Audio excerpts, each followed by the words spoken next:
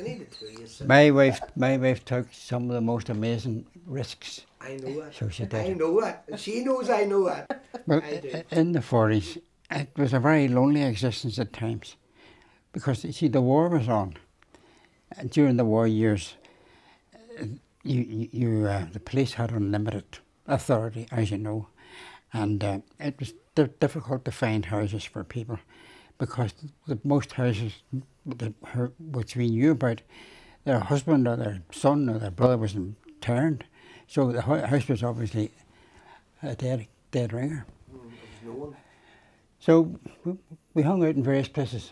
I took a job as a fire watcher, because I was able then to put the like of Seamus Burns up at night, the weekend.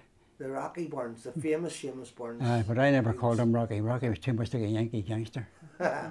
Seamus Burns was murdered by British death squads. I think it was around about. Seamus Burns and I and another man whom I had never met had an appointment to meet in Queen Street at 5:30. Seamus turned up about half an hour, maybe more, early. And I was just getting ready to go out when Belle Murphy, who lived down in Hastings Street, remember coming the man, came to the door and she was distressed. And I says, "What's wrong with you?" She says, "Leo, don't be going to meet Seamus because he's not there, he's been shot." And that was the first inclination. So, and I took off. I had a maiden aunt who lived in Cypress Street, just on her own. And I went round to her house and stayed there. And then when Seamus was in the hospital and we didn't know how serious the injury was. And myself and another man, I won't mention his name because his wife wouldn't be too pleased. Okay. But we were discussing a possible rescue. You know, hijack an ambulance, white coats, all that stuff. To break him out of the hospital? Aye, but later on that evening, or early next morning, it was announced that he had died. So I went about then arranging the funeral. Well, some of the survivors of the army, they really did, because I had no money, so they organised the funeral, and I organised half a dozen children from the Johnson School of Dancing, of which I was a member. Yeah.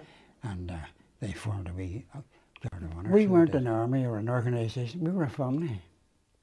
And when one of the family died, it hurt very much, you know.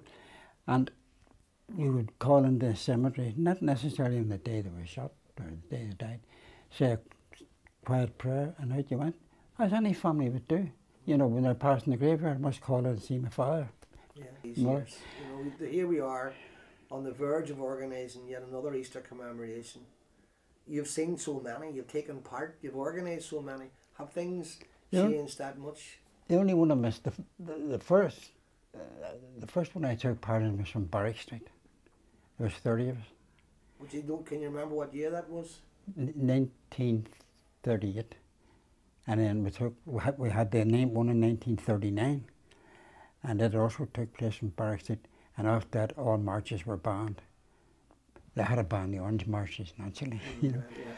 But it didn't ban them, it just said that all parades were forbidden unless otherwise approved of by the government, blah, blah, blah. So there were no parades of any kind. And then we resumed in 1946, Easter of 1946. 45 was too early, you know, the war had, they were still making arrangements with the Germans to surrender and what have you. Yeah. So 46, so there we turned up again, Tom Heenan, Maureen Drum, Bridget Hannah. I had one incident in Clann Street when we marched from Clann Street one year, you may remember that, and it poured out of the heavens on us.